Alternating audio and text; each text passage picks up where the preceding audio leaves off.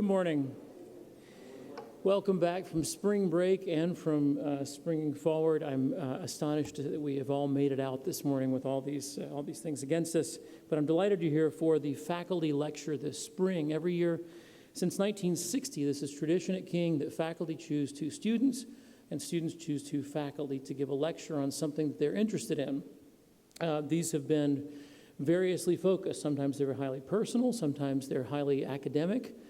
With Kevin, I have no idea what to expect. The last time that Kevin DeFord did one of these, it was a very insightful look into some of the depths of the way that psychological research had reevaluated itself about 10 years ago. But I also remember a lot about cake. He told 3 stories about cake, and to me that kind of sums up Kevin DeFord. The first time I met him, I was trying to move books from that side of the Oval over to my office. And this guy volunteered to help, and he had on a coat, a jacket up top, looked like a total pro, and then he had on sandals. And I thought, that's a bold fashion choice. And it kind of sums the man up. I suspect this is the same in classes. You go in and you see now with the fedora, you see this distinguished-looking head coming in, and you think, this is the ivory tower. I am here in a place of learning. And then you glance down at his feet, and you think, but we're having a bonfire. It's a great mix, and I think that is exactly what we expect from Kevin DeFord. I do have one other brief announcement. We have another event. We have 3 more events coming up. We have 2 more student lectures. Our student lectures, the ones that the faculty choose, are coming up. And we also have on March the 27th a composer called Lucas Richmond. Lucas used to run the Knoxville Symphony Orchestra. He has composed a piece that is meant to bring particular focus to issues of homelessness. It's a violin concerto. It's kind of a strange thing, taking a classical piece and applying it to a practical problem. It's going to be performed on Tuesday the 28th here in Bristol for free at First Baptist Church. So we're going to have him speak about it the evening before. He's not going to do a morning lecture. He is going to do a master class. And if you're interested in the arts at all, you're very welcome to the master class, which will be at 3:30 downstairs here in the chapel. So I am going to turn it over to I made up myself a note, and I can't find my note. This is great. I'm a pro when I'm in front. Kevin has asked every year, whoever does the faculty and student lectures gets to choose an introducer, somebody who knows their work well and can address it. And so to introduce Kevin this morning, we have Claire Wilson and Katie Eggleston.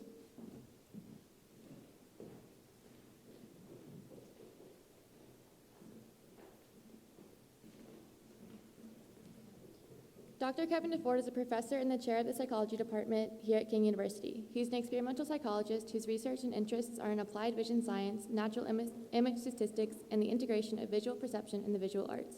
He received his bachelor's from the University of Tennessee, his master's from Austin Peay State University, and his PhD from the University of Louisville. Upon completing his doctorate, he came to King in 2002 to pursue a career in teaching, and his current research focuses on the scholarship of teaching and learning. His passion for teaching drives his desire to help students learn, especially through technology, learning strategy, and student engagement. His hobbies are biking, running, and spending time with his wonderful family. I would now like to introduce Dr. DeFord.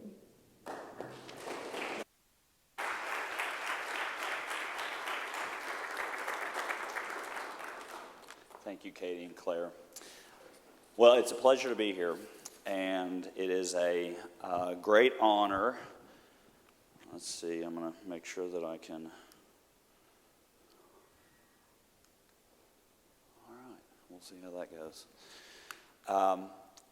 It's a great honor to be voted as faculty lecturer. I greatly appreciate it. So today, the title of Dr. Dodderwijk was impressed with the flair that I have on my slides, and so the overall theme is falling and learning. And so the idea is that a lot of times we make mistakes, and as we make those mistakes, then we can kind of get up from that fall or that mistake, and hopefully we can learn it. And so as I was thinking about it, then there's 2 basic parts of the talk. And as we hit both of those parts, then if you're super bored, then you at least know there's two parts, and I'll kind of delineate, okay, we've made it through one, we've just got one more to go, and we're almost there, okay? So you can at least kind of reflect on that, like, oh, he's almost done. But the two parts are, one is maybe the path needs to be a little bit more difficult, and then maybe we can progress through the path a little bit slower, and that making it a little bit more difficult and making it a little bit slower can hopefully lead us to kind of learning and having fewer falls. Okay, so I'll be doing a lot of this. Okay, so what I want you to do first is everybody together, I would like you to say the first word that's on the slide. So size. Everybody say size. Very good. Excellent job. We're doing great. And now what I want you to do, the second thing is I want you to say the second word. So everybody together, 1, 2, 3. Okay, you see how that goes? All right, so one of my very first classes at King was Intro Psych, and so as I was teaching the class, then I was talking about stress and some of the things that we do in relation to stress, and I said, sometimes whenever people get stressed out, they eat chocolate, okay? And so whenever I'm teaching, then a lot of times, students will, they'll make certain kinds of responses. I always appreciate head nods and smiles and those kinds of things. And so in this particular case, I was talking about different things we do whenever we're stressed out. And I kind of, and here are some of the things. And everybody went, sometimes you get that. It's fine. It's some kind of response. And then I said, well, I can tell from your size that you understand. Right? And so I was thinking the first size, and they were thinking the second size, and so a couple of students picked up on it, and those particular students were like, and well, I decided, well, I'll sometimes I'm pretty socially awkward anyway, so I thought, well, I'll just push through, and and I was like, I don't know if I can push through this. Like, this seems bigger than what I can push. And so then I said, well, what did I say?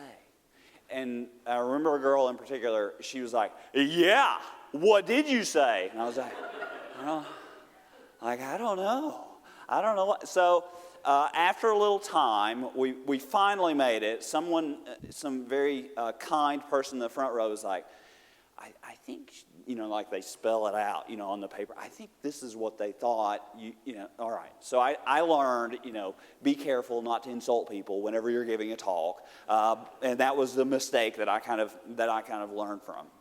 So as I was thinking about this talk, then I was trying to think of things in the classroom that were meaningful, that would be relevant for you as students and you as teachers and faculty.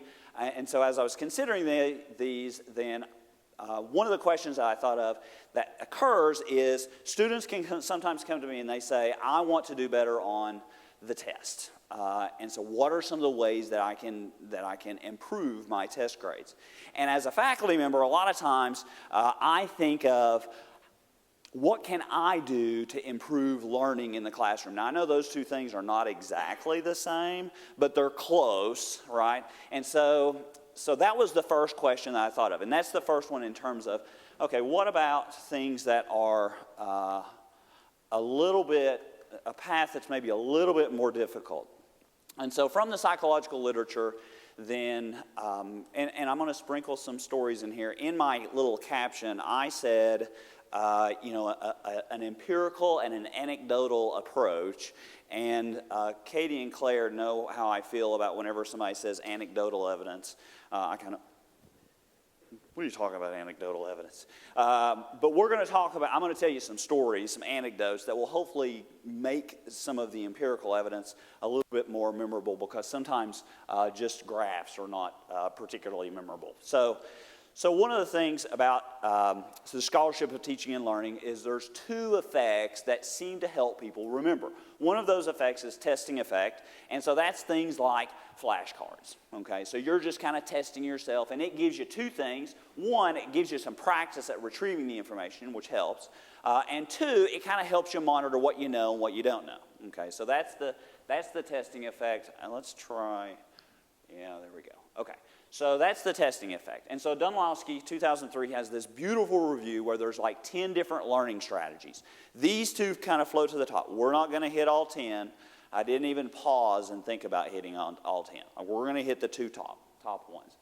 The second effect is the spacing effect. Now, who in here crams? I'm raising my hand. Who crams? Come on, people. Okay.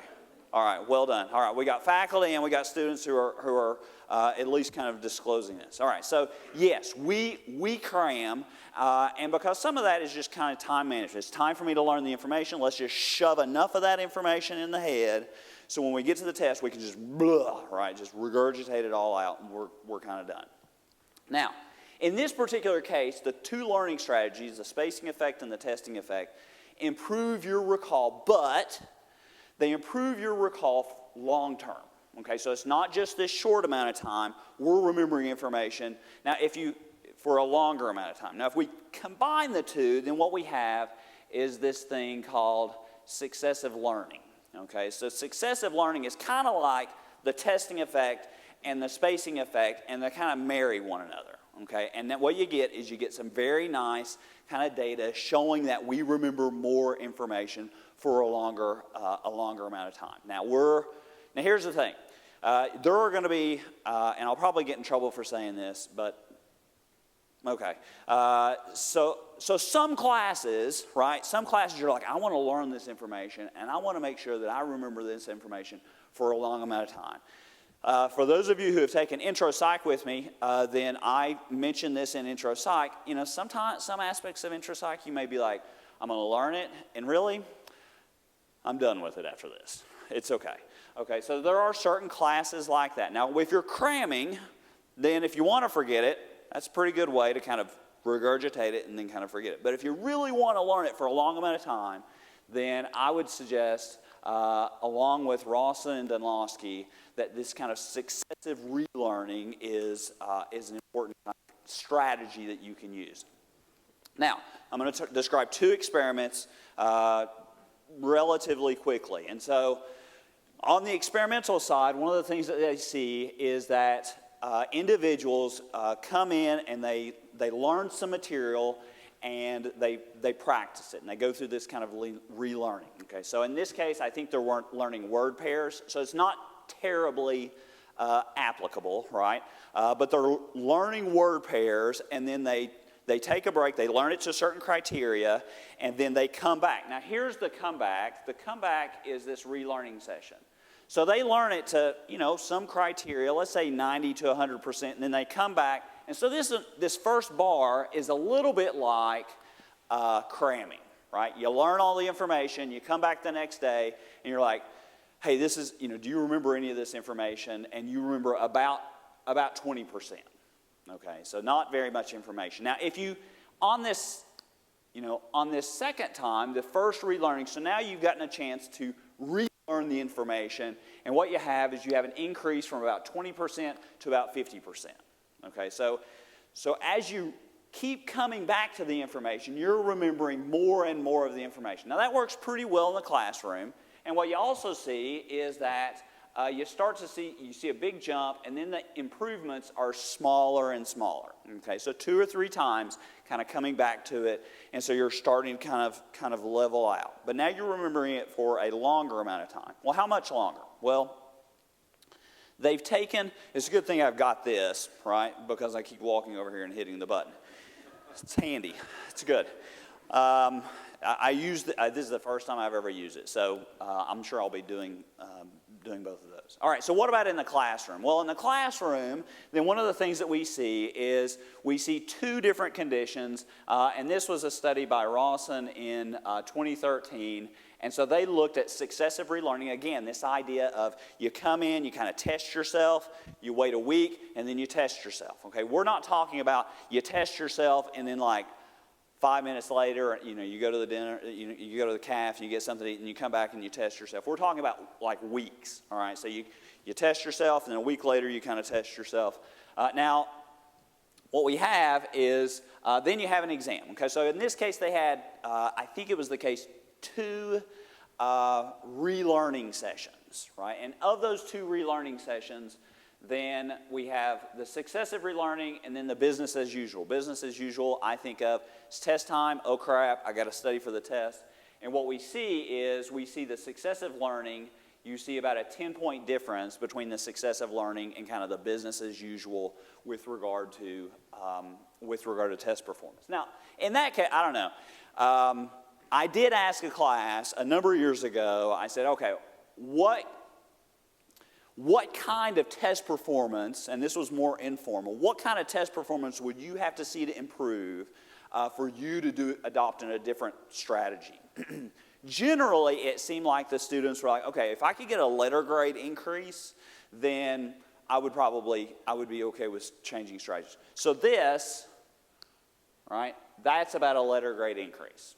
All right, so successive relearning does produce these kinds of effects, but what's most striking, I think, is this one. Now, the test is slightly different. This is going to be a course exam. This is going to be a cued recall test.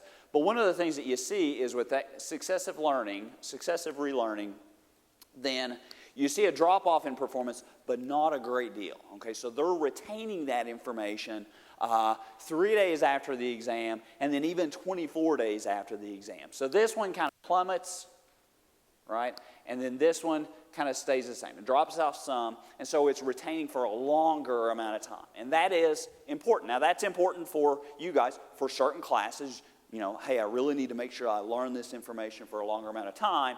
But it's also important for us as instructors because we want to make sure that we provide you with the necessary tools to remember that information. All right, so this is kind of, research that was conducted. I made it close almost.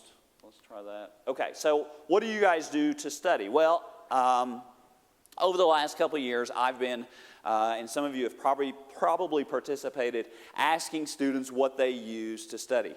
Now, the Dunlawski 2013 article suggests that most students will actually reread and highlight information, which are generally less effective, and then and not as much distribute practice or practice testing. Now, the practice testing and distributed practice, this is the testing effect, and this is the spacing effect. And then these two are going to be the rereading. So these are less effective, these are more effective, and in terms of King students, then it seems as though we actually are falling in kind of the middle. Now, the significant difference really is between just the highlighting is significantly lower than the rereading and practice testing. So those are the two that students most of the time use, which are pretty good. Okay, so I was thinking about this whole fall and learn, and I was like, well, the picture's not so clear in terms of, it's not the case that you guys are using ineffective strategies as a whole. A lot of people are using very effective strategies, but maybe we could kind of tweak them and improve a little bit. So what can I do? All right, so again, I wanted this talk to speak to students and teachers and kind of all of us, and so one of the things I decided to do, I don't know, last year before last, and I decided I'm going to try something out. I was talking to a colleague at a different school, and he said he was doing this kind of active learning thing, and I'm like, all right, well, I bought a bunch of index cards, and I'm like, I crammed. All right, we'll just go ahead and get that on the table. I crammed, okay. I didn't prepare the night before or 2 weeks before or anything like that. It's... for those of you who know, I teach a lot of 8 o'clock classes. Again, I'm sorry for that. And so it's 7:30, 7:45 in the morning. I've got this stack of index cards. I'm like, here's what I'm going to do. I'm going to put a term on each card, and then on the next card, I'm going to put the definition. And some of you guys have been in this class, these classes. And so what I'm going to do is I'm going to go to class. I'm going to see how many people I've got, and then I'm going to take that number of cards. I'm going to mix them up. And then I'm going to just pass them out, and I'm going to say, all right, everybody's got either a term or a definition, and what you have to do is you have to find your partner, right? So you got to walk around, you got to talk to people, and you got to figure out where's my match? Where's the definition for my term? Or in some cases, in perception, I had like receptive fields, beautiful drawings of receptive fields, and then you had to find the type of cell that had that particular receptive field. Okay, so basically, pretty straightforward kind of thing.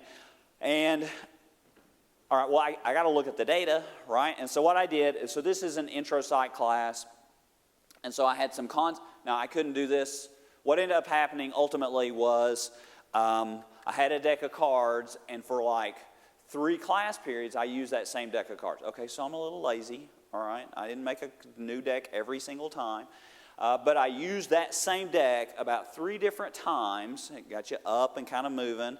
And what ended up happening was, so they got successive relearning, right? So they were introduced to concepts 3 different times, and what we found was, so then I took the exam questions that corresponded to the deck and all the other exam questions, and in this case, the first session, there was about a 10-point difference between those that we did this active learning demonstration and more of the passes. So everything else, okay? And then the next time that I did it, I got about a 5%, so about a half a letter grade increase with regard.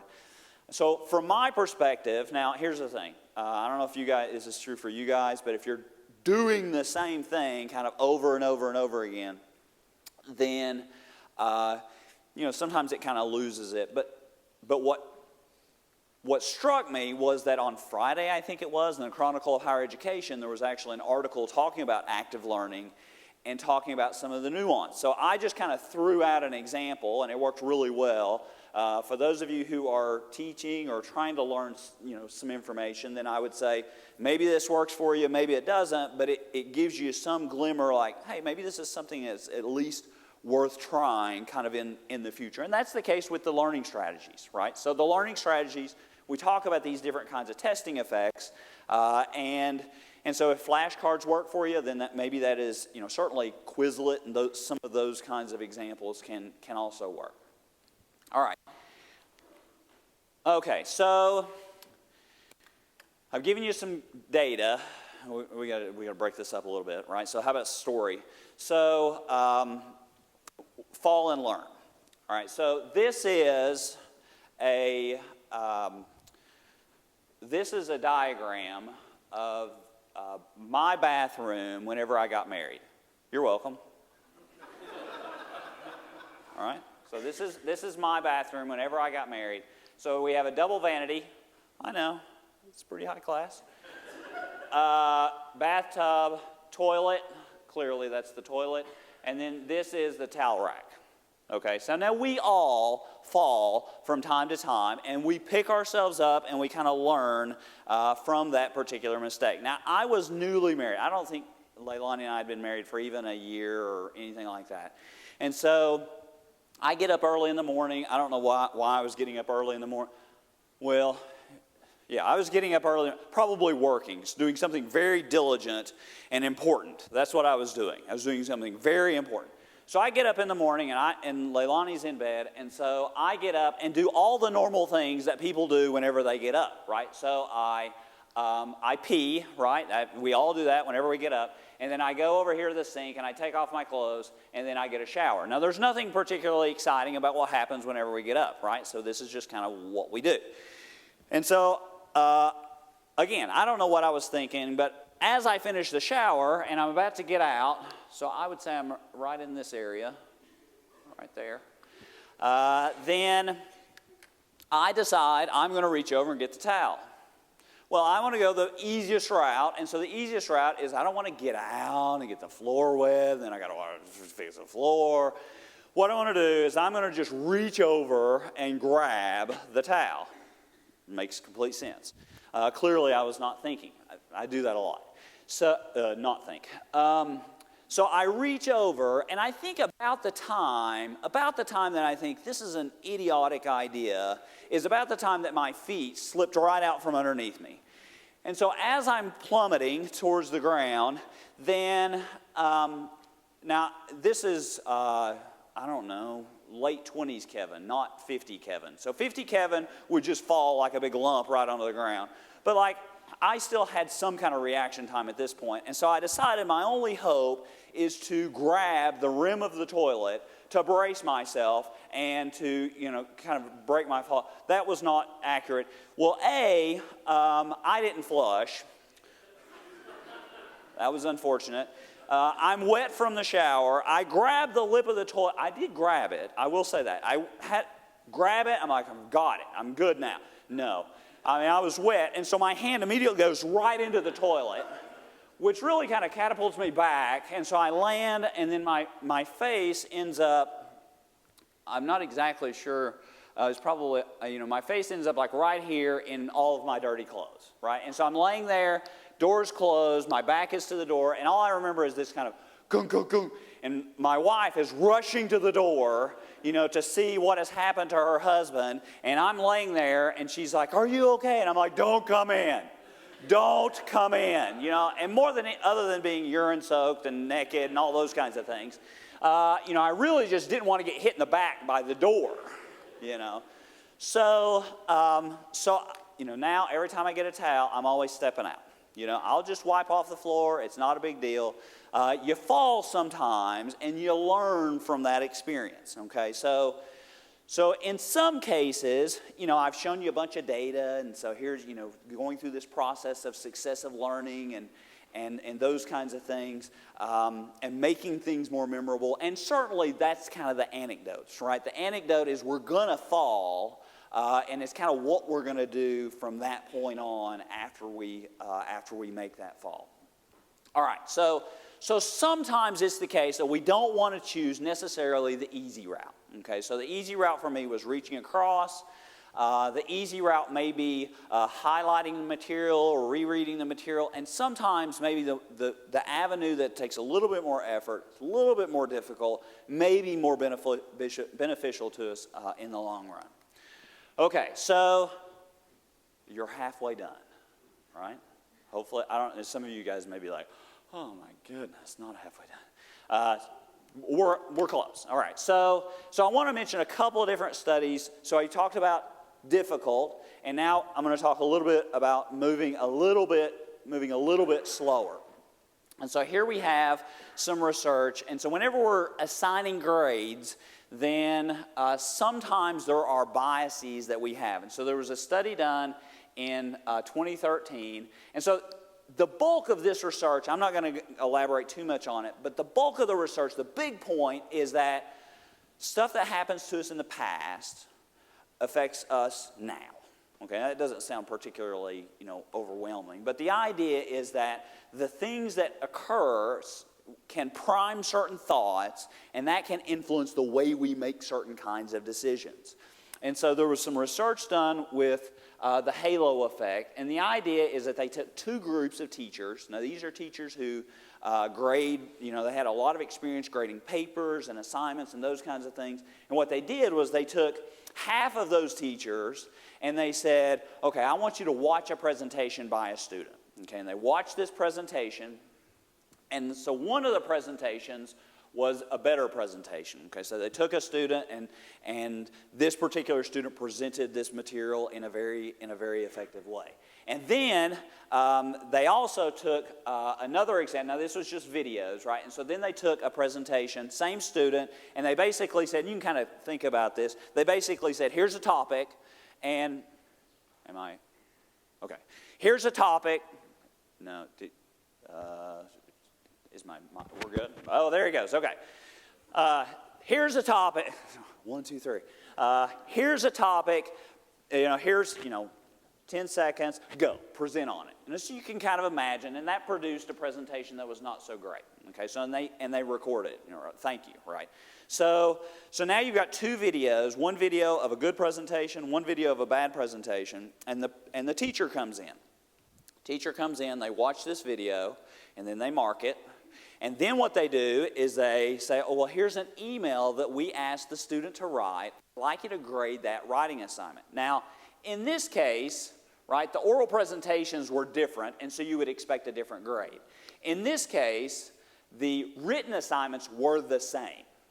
Okay, so they're given the same email, these two groups, and so if the group of faculty that saw the good presentation were given a written assignment by the student, then they actually rated that grade as being higher. That's the halo effect, right? So this is a good student, and so that played a bearing on their grade for that particular person. And that happens kind of over and over again. I'm not going to elaborate too much on this, but this is an example where individuals, physicians, are making decisions about whether someone needs a C-section or not, right? And so in these three cases, one of the things that we see is the control is that the case is like a borderline, okay? Does this person need a C-section or not? And so in the control, that test case is presented first. And then in the pathological, then you have four basically abnormal, these are individuals who are going to need the C-section, and then you're presented with this borderline case, and what you see is very similar kind of performance. The interesting one is the middle one, which is the physiological, which is, in this case, 4 situations, and those 4 situations look pretty normal, all right? And then they're presented with that test case, and that test case is that borderline condition. So now in your mind, you have this is normal, and then you're given the borderline case, and now the physician is more inclined to kind of go with the C-section. All right. So the idea is that all these previous events, whether those previous events are related to an oral presentation, a good student giving you a good presentation, and then that carrying over to the written assignment, or whether it's medical, and in the medical case, you have all these normal situations, and you get a borderline. It's like, well, that seems more severe because you have this kind of sequential contrast effect. Now, that happens whether we're talking about teachers, it happens with respect to umpires or loan officers or any of us, right? And so we have all these variables that are coming to play that are kind of affecting our particular decision. Now, this happens whether we're talking about faculty. It also happens some whenever we're talking about test takers. Now, has anyone ever taken a multiple choice test? Good job. Well done. Good. Has anyone ever had the situation where you get 3 questions, and those 3 questions, the answer is B, B, and B, and that next question you're like, no way this next one's B. You ever had that? Okay. I did. Okay, so testimony, right? Like disclosing information. So whenever I make a multiple choice test, then I randomize, right? I'm just like, it's just a button, right? I've got software to do it, randomize. Well, from time to time, then there are times, I had a number of years ago, there was a student who comes up, and they're like, I didn't think this was very funny at all. Like, all of the questions on one of the pages were like B.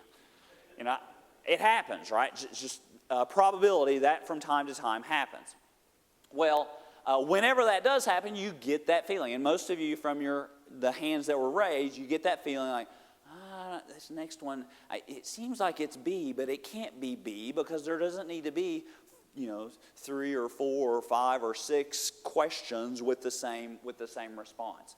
And so there's been research that, when there's that level of uncertainty, then you're going to be just more inclined to respond in a different way. And that goes along also with the gambler's fallacy. This is a shameless plug for collaboration that Dr. Brumlick and I have. And so we've looked at the gambler's fallacy and the idea that, these previous events that should be random and independent shouldn't change your expected probability. But what we see is even, and this is just data that we've collected, then I think that's about 47% show this particular type of fallacy. Okay, this kind of gambler's fallacy. So how can we get rid of it, right? So if I have a bias and a student does a good presentation, now here's the way I think of this. One of the ways that I think about this is from the faculty side, and I need to make sure that I don't demonstrate any bias. And so one of the things that I can do is I can take a break, right? So if I'm grading those kinds of things, then I can kind of take a break. From the student side, then one of the things that I think of is if you in some ways, you can think of it in terms of first impressions, right? And so if you present really good work, and then from time to time you present something that's off, then, you can work this kind of to your own advantage. But if you present something poor right from the very beginning, then, you can be fighting against this kind of bias. Okay, but we can have this kind of bias. Now, how can we get past it? Well, one of the ways is we take a break. All right, so you take a break, you get some time away from it, and you see that even with the gambler's fallacy, decreased prevalence of the gambler's fallacy if you kind of step away from the situation. So there's a very nice demonstration of this, and some of it's just a matter of going to a different place and kind of taking a break. The other aspect of it, incentivizing it. So in some cases, the gambler's fallacy falls into this area of cognitive heuristics that we use. These kind of simple rules of thumb and we do those. Some may suggest that we do those because we're kind of cognitive misers, okay, where we want to make sure that we only expend as much energy as we want to expend. All right, so one of the things that we can also do is incentivize it, right? And so if you're aware of the heuristic and you can guard against the heuristic, then you can be less likely to kind of use that heuristic. Now, in one case, there was a study that was done with loan officers, and basically what they said was they told the loan officers, if you make better judgments, then you're going to get paid more. Okay, so and that kind of incentive can kind of help resolve some of this, not all of it. It's most significant whenever someone is very prone or not very prone to the gambler's fallacy. If you have this kind of moderate decision making, then that incentivizing can help. All right. So I mentioned taking a break. That's just slowing down, right? Just slowing. I don't know if anybody has ever seen one of these. It's a little bit historic, but you may have seen them. You may have seen them maybe not working. I don't know. So again, I've given you a bunch of data, right? And so let's kind of highlight this about slowing down. So when I lived, this again story from Louisville. So I lived in Louisville, and then my wife, who was my fiance, girlfriend, I don't know, lived south of Louisville, and so we were going from her condo in Elizabethtown up to Louisville, and so we're traveling, and so there's a bypass, and so I'm just kind of trucking along. It's cold. I don't know. It's cold. It's kind of wet. And so I'm just kind of, I don't normally speed, but I'm just kind of moving right along. Well, I get to this bypass around the outskirts of Louisville, and I look up ahead, and I see, I think it was a police officer going, slow down. Well, I generally am very responsive to things like that, like authority figures telling me to stop doing something. So I'm like, all right, so I slow down. And then I realize, the car, there's ice on the freeway. And so I realize that the car is kind of shifting around, those kinds of things.